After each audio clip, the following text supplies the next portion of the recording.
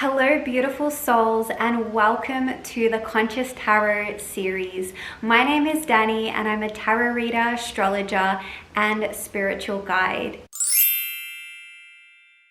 This series is not about fortune telling, but rather it's about awakening and soul remembrance. The tarot, or the way that I like to use the tarot, is as a mirror of your soul, which can help you to illuminate your patterns, your potentials, and the spiritual lessons that are unfolding in your life. Today, we are going to explore the Magician Tarot card, which is the archetype of manifestation, self-mastery, and of divine co-creation. But before we get into it, please make sure you download your free copy of the Conscious Tarot workbook, which I've designed particularly for this series.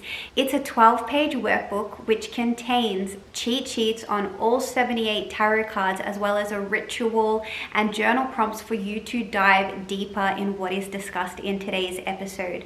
So check that out. I'll leave the link in the show notes below. The Magician represents the first phase of creation. It's the moment when divine potential begins to take form. In our previous episode, we discussed the Fool archetype, and the Fool represents the unmanifest. It represents limitless potential. And so when we move to the Magician archetype, we see the Magician as the one to take that raw, unmanifested energy and give it direction, to give it purpose, and to give it focus. The Magician is the bridge between heaven and earth. We can see that with his posture, with one hand raised to the heavens and one hand pointed down to the earth. He is the bridge between the invisible and the visible, the unmanifest and the manifest. And speaking of manifest, when it comes to true manifestation occurs from our higher self, or the divine aspect of ourselves, not the ego self or the human self that so many of us identify with. So this person, Danielle, who is recording this episode, this is what we can label as the ego consciousness, the belief that I am this human identity. It is an aspect of who I am. It's the avatar in which my soul is expressing in this life. But this aspect of me, this human aspect of me, is not the one who is at cause of my reality. It is not the personality, the human self, that is manifesting my reality. It is actually the higher self, the eternal self, the spark of the divine that lives within each and every one of us. That is the part of us which is able to co-create with the universe, with the divine, with source, with God. But it is not our little self or human self that is doing the work. So for us to truly understand the Magician archetype, we have to understand that the Magician is not manifesting reality through force or through will. You don't see him pushing and striving in the card.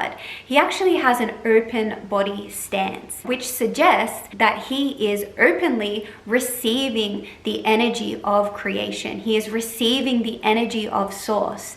And he is not necessarily creating that or willing that energy within himself, but rather he's pointing his finger to direct that energy in the way that he chooses. That is the self-mastery of the Magician archetype. It's not forcing energy with ego control, but rather it's about aligning ourselves with universal energy, which is the source of all creation, and intentionally directing that energy to serve our betterment and the betterment of all. Because when we're actually in alignment, and how do we know we're in alignment? When we feel good, we feel like we're being true to ourselves, we feel happy, we feel grateful.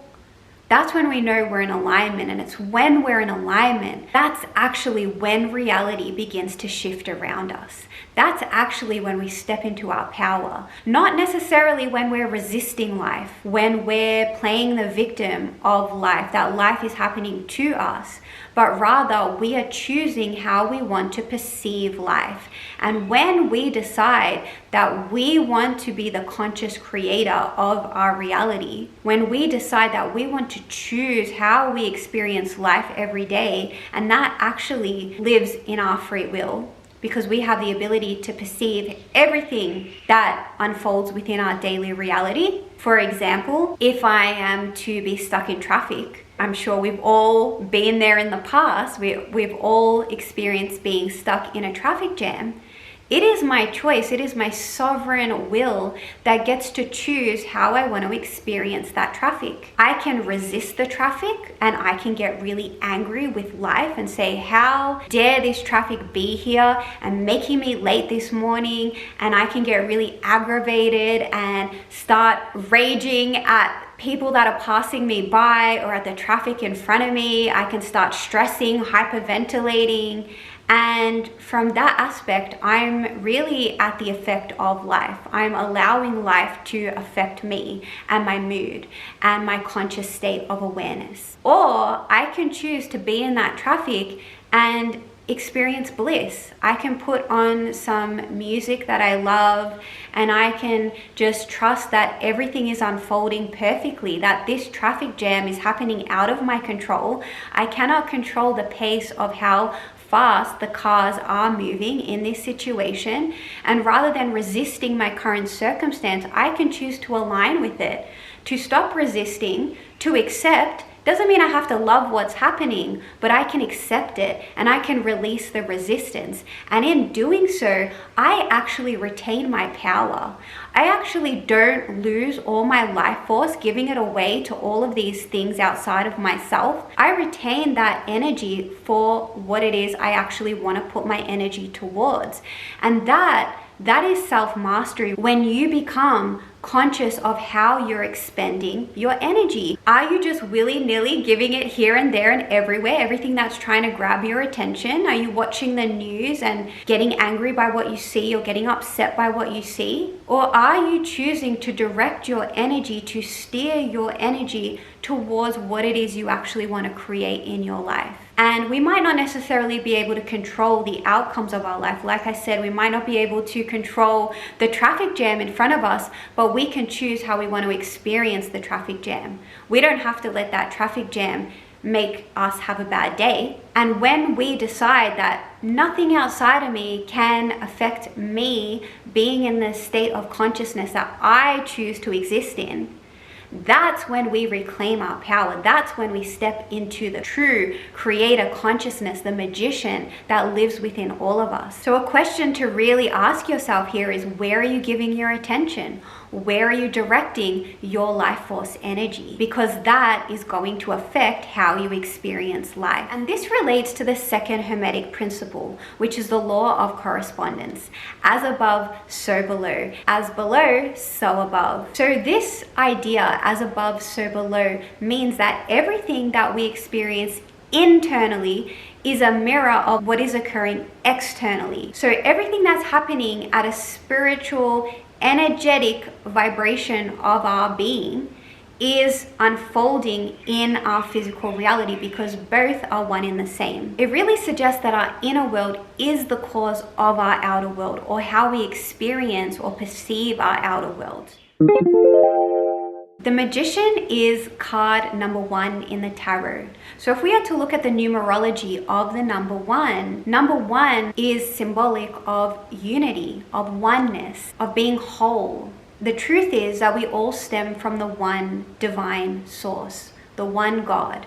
There is only one God, and we all derive from that eternal creator. And so everything in existence has a consciousness. It doesn't matter if you're a human, an animal, a plant, a rock, a mineral, everything has consciousness. And so it is this consciousness that we all possess that stems to the one God, source, creator, the all. The number 1 also relates to the masculine energy, the yang energy. It's very independent, it's penetrating, it's active. It symbolizes new beginnings, of leadership. And so the Magician card really reminds us to remember that we all stem from the one source, that we are not separate from that oneness, that our consciousness is connected to the all, that there is only one consciousness. However, we are also expressing as a unique individual. This eternal being that I truly am is expressing in this human form in this lifetime. And so the one relates to both aspects and being a bridge between the two.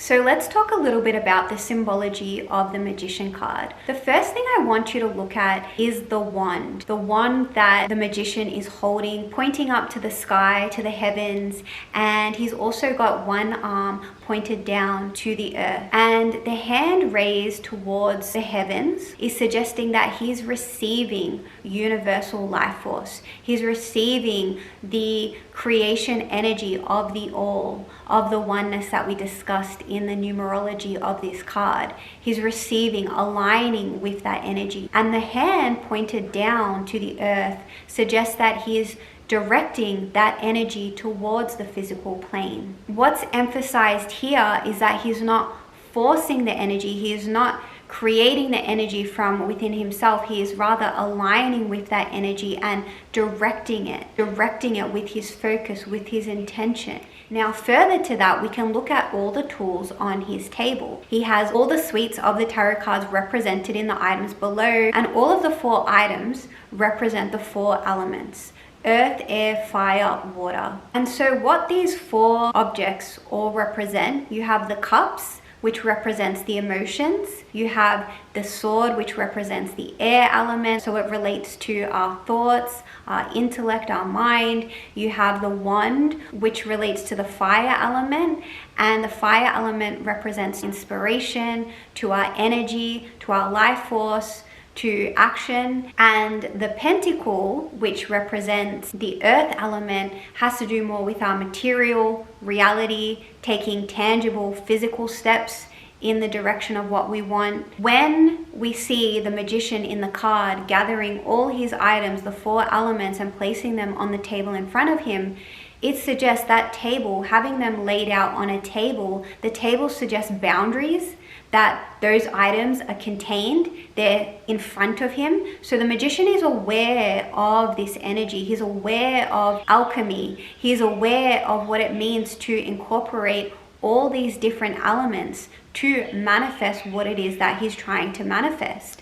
He understands that his emotions need to be in alignment with his mind, with his thoughts. He needs to have his will in alignment with that, and then to be taking actions, physical steps in the direction of what he wants. Because if those 4 elements are out of alignment, if we really have a strong desire in our heart to manifest something, but then our thoughts are telling us that we're not worthy of that, that we're not good enough, that I can't have that thing, or I'm not good enough to have that thing, we're out of alignment. And we can't actually co-create with the universe. We can't manifest all that's in our heart if our thoughts are haywire. Maybe we're saying the affirmations, so our thoughts are all good. We've got the desire within our heart. We've got the divine inspiration, the fire moving within us. But then we're afraid to actually take physical steps in the 3D. Maybe we really want to start a YouTube channel. We've got the ideas, we've got the passion, we've got the plan set in motion, but then we're actually afraid to start the YouTube channel. I see that with a lot of people. They have the business idea, they have the podcast idea, they have the idea, the creative idea, but they're afraid to start. And so sometimes that's the missing element. So when we see all the elements laid out on the table in front of him, we see that the magician is a master of his mind, of his emotions, of the 3D world, of his creative spark, his creative energy, his life force energy, his will. He knows where to direct the energy. He knows where to focus. He knows how to align himself. Now, the next thing I want you to have a look at is the robes that he's wearing. He's wearing a red robe, which represents desire, because it's usually the things that we desire that is what we want to manifest, what we want to bring forward, we want to create in this life.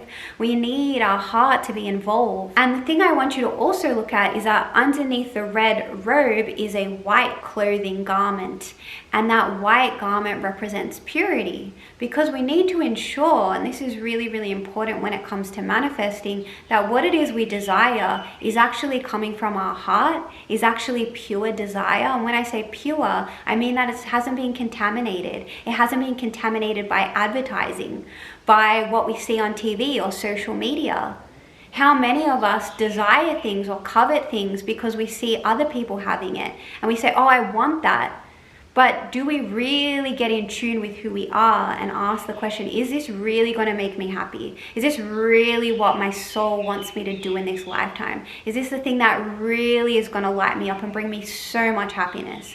So often we say, oh, I want more money. I want to manifest my soulmate. I want to manifest this career or this business. But we need to look what's underneath that. That's when we find the pure desire. So there's nothing wrong with wanting money or financial abundance. But what's underneath that desire for more money or financial abundance? Is it freedom?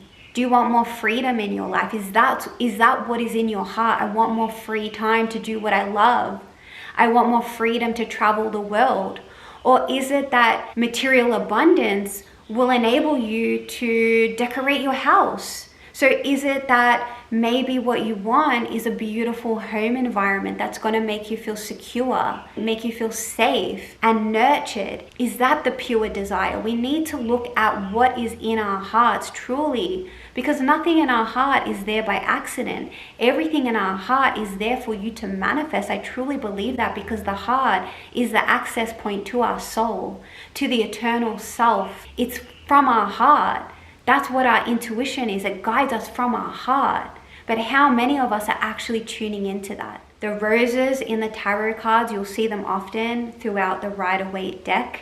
And the roses always represent desire. And the lilies, we have lilies as well, the white lilies, they represent reason. So again, it's balancing our desires. Are they true to who we are? Or are we just getting swayed by what we see on the TV or the glamour, the celebrities? Are we in balance, which is the reason? Are we actually in alignment with who we are?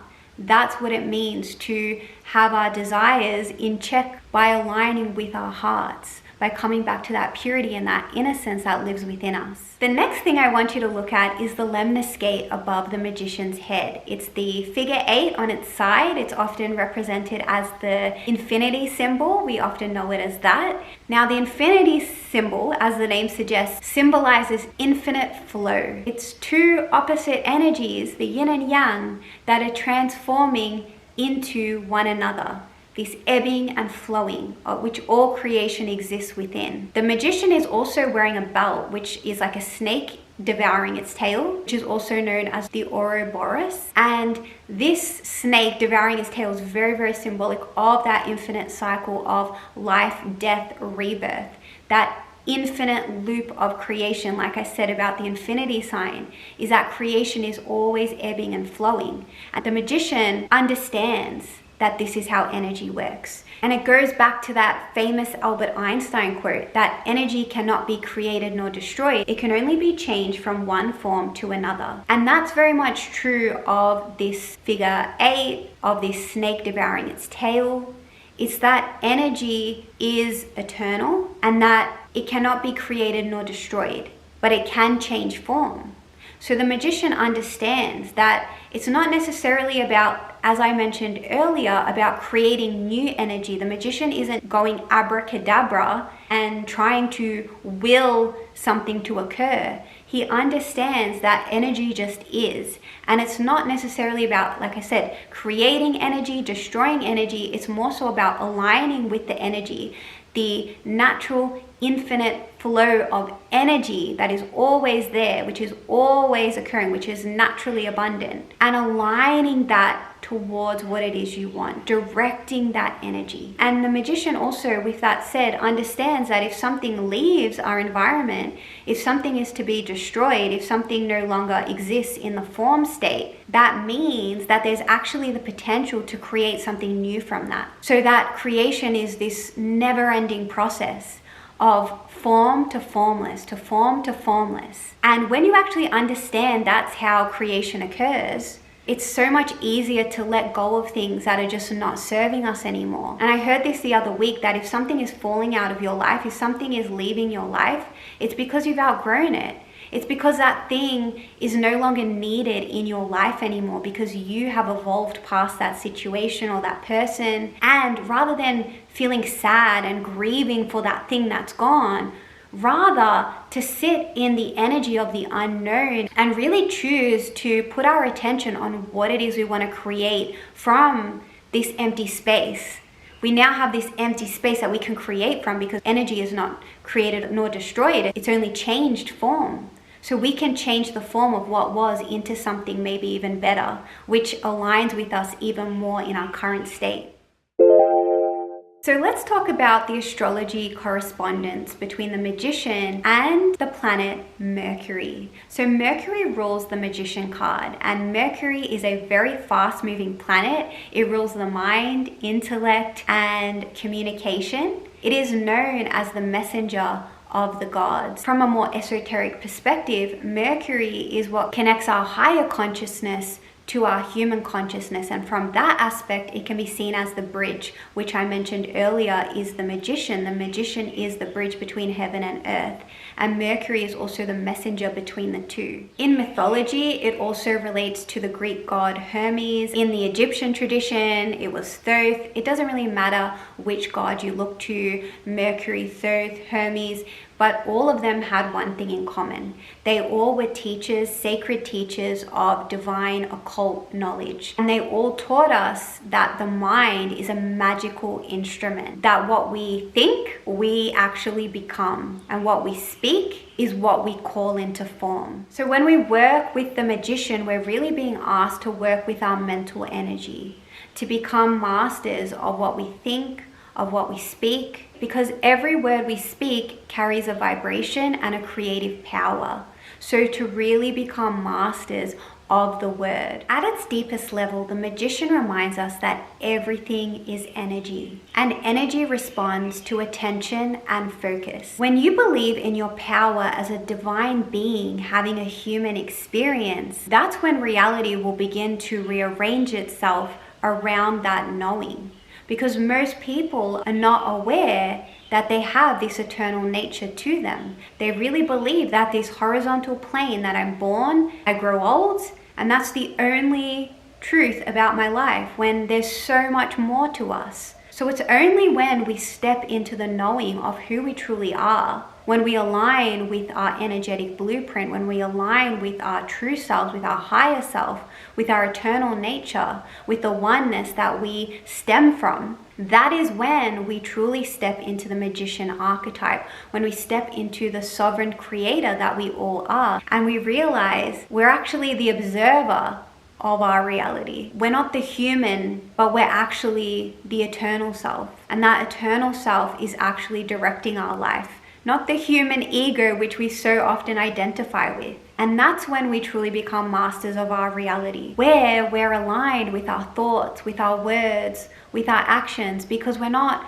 just reacting to life, we're responding to life. We have that space to say, how do I want to choose to perceive this event that's happening in front of me? How do I want to choose to perceive this person?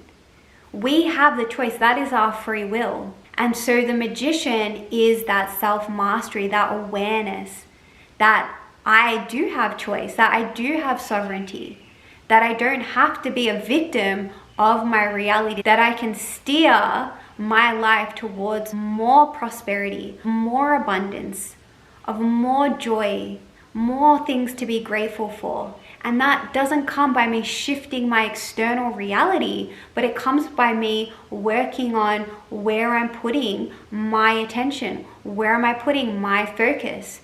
Am I always in victim consciousness? Because you cannot be in creator consciousness by remaining in victim consciousness. Victim consciousness is I am at the effect of life. Whereas when you decide to shift that perception and say, I am the creator of my reality, I take full responsibility for my life, that is when you step into the sovereignty of your eternal nature. So before we finish this video, we have to take a look at the shadow side of the magician, because every tarot card has light and dark, as does everything in this existence. And so the shadow side, or the reverse magician, as I was saying before, someone who hasn't recognized their own power. Are you someone who's in victim consciousness? Are you not aware that you have the ability to change the trajectory of your life by shifting where you're placing your attention? Or are you just being swayed by what you see on the news, by what other people are saying, by what other people have? Are you just being consumed by all of that outside noise and not listening to the internal compass that we all possess? Another way that the shadow magician shows up is with the trickster archetype.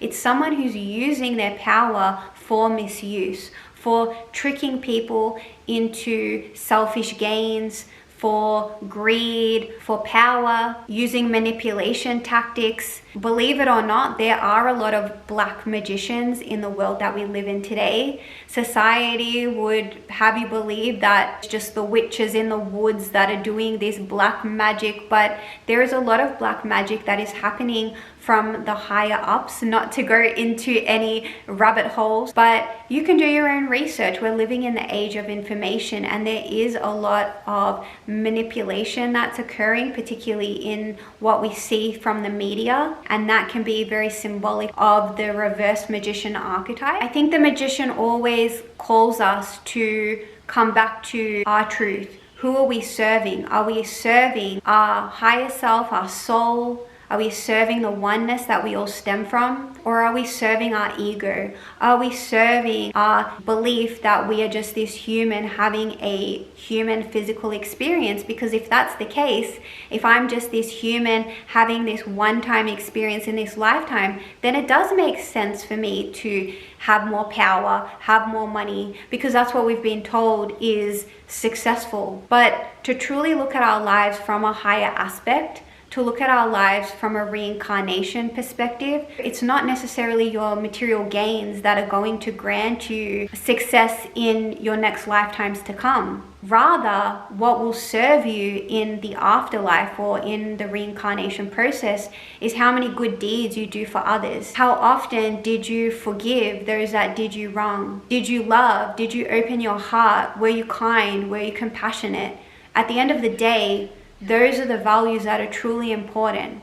So let's not forget that while it's all great to do manifestation rituals and to want or to desire things in our lives, let's not confuse the ego's desires with the soul's true, pure desires.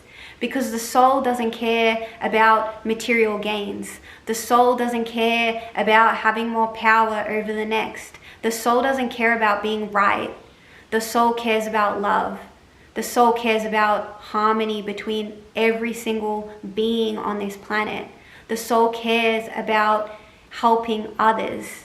So don't forget what is truly important. Again, it comes back to that question, where do you want to be directing your energy? Where are you placing your attention? What are you choosing to cultivate more of in your life? Because you have the power. So the last thing I want to leave you with before I close out this video is a few journal prompts to help you go deeper on the Magician card. Because I truly believe the best way to learn the tarot is to embody it, to make it real, to make it tangible, to make it something that exists within your life. When was a time that you consciously manifested something in your life? What thoughts, emotions, actions, or energy supported that manifestation? Where in your life are you being called to create or bring something new into form? Where in your life is your attention and energy currently being directed? Describe how or how it's not supporting your dreams and intentions. So take a minute to dive into those prompts and to see how the Magician is manifesting or has manifested in your life today. So that brings us to the end of the video. Thank you so much for being here. I really appreciate you taking the time to watch this video and dive deeper on the Magician card. If you enjoyed this video, don't forget to like, subscribe, and share this video with a friend who's on a similar awakening path. The more of us that awaken, the more light that we can truly spread across this globe. And once again, if you haven't done so already, make sure that you download a free copy of the Conscious Tarot Workbook where you can dive deeper into all 78 tarot cards, because I've got cheat sheets, I've got a ritual for you to dive deeper into the cards, and some journal prompts for you to really help understand these cards from an embodied perspective. So thank you once again for being here, and I will see you in my next episode, which will be on the High Priestess, one of my favorite cards in the whole tarot deck. So take care, and I will see you then.